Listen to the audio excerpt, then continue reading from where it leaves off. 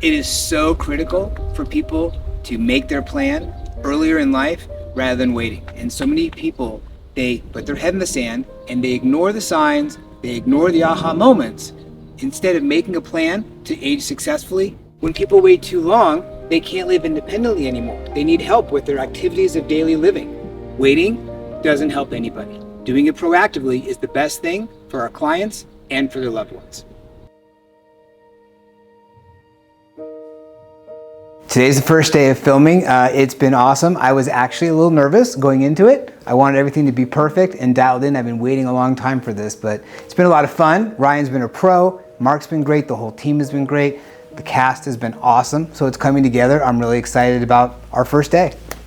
When I tell people about the show and the concept and what we're looking to do, people love the idea. They love the concept. And they say, well, how did you come up with this idea?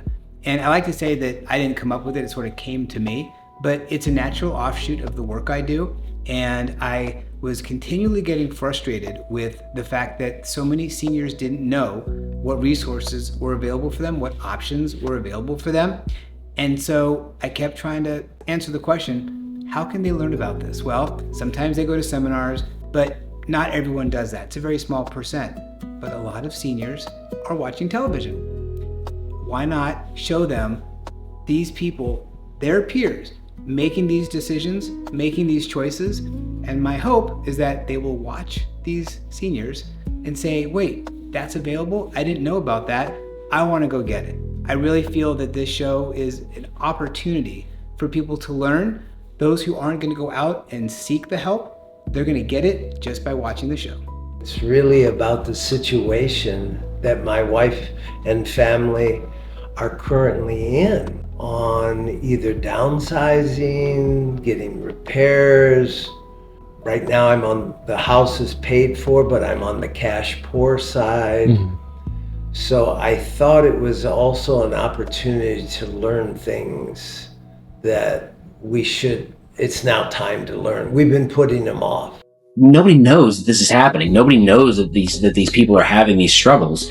And, Brian is making this show to get it out there so that there are people at home, both the people that are that age, that are in their 70s, 80s, who are in that transition, but also their children who are in their 40s and 50s who are looking at their parents and going, oh, my parents are starting to get up there. They're going to need options.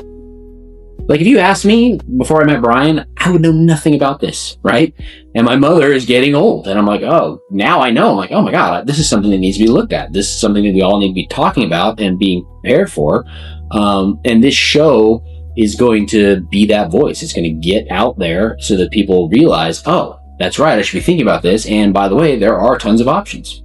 You and I both know what senior living is really all about. It's not the scary place that people think. And if more people just explored the option, I think they would probably do it. Absolutely. I mean, I've always said a large part of my job is just educating people on what this industry is and what options there are. Mm-hmm. I mean, the big thing that we ask of all of our residents coming in isn't, what did you do? It's what are you going to do? Right. What are you going to do here? Right. And so, I mean, it's not, a room where you're sitting and watching television. Right. It's going outside and meeting with friends. Right. It's exercising every morning. There's tons of things to do, and continuing to, as you age, continue to participate and be a part of life. Yeah, and that next chapter can be the best chapter. I had a friend who not too long ago said, I think everybody should be thinking about their golden years and taking action now before it's too late, kind of thing. And I just kind of blew it off.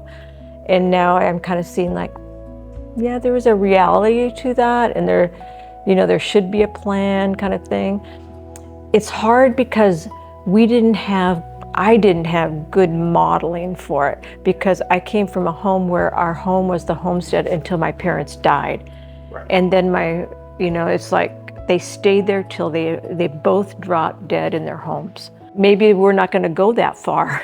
Maybe we're going to make a transition before that happens.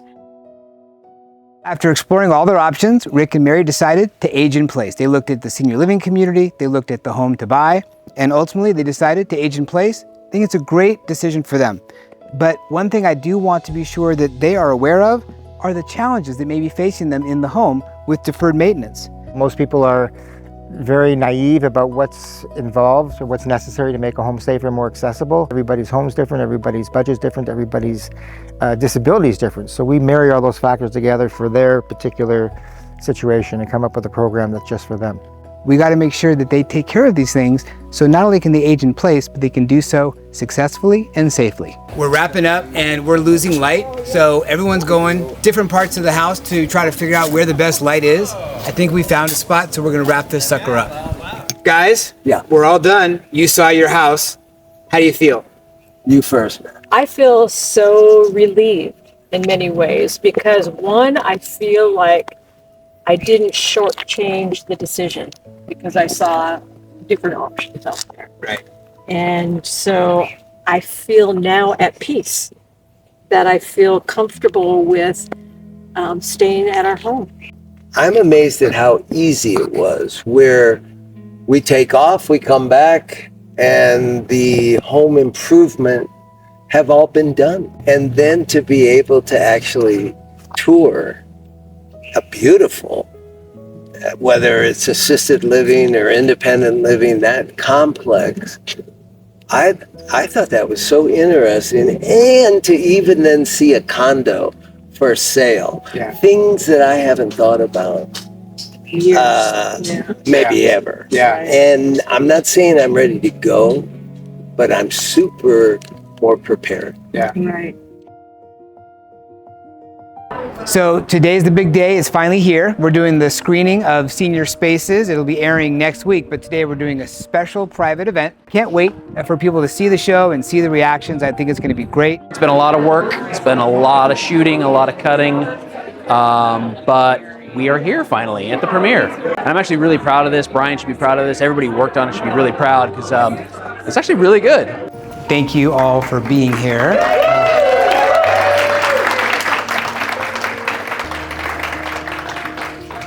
I'm only going to speak for a little bit because I hope the show speaks for itself. On today's episode of Senior Spaces, we're in Alpine, California, where we'll meet Rick and Mary, a semi-retired couple who are faced with some big challenges managing their 2-acre property as they age.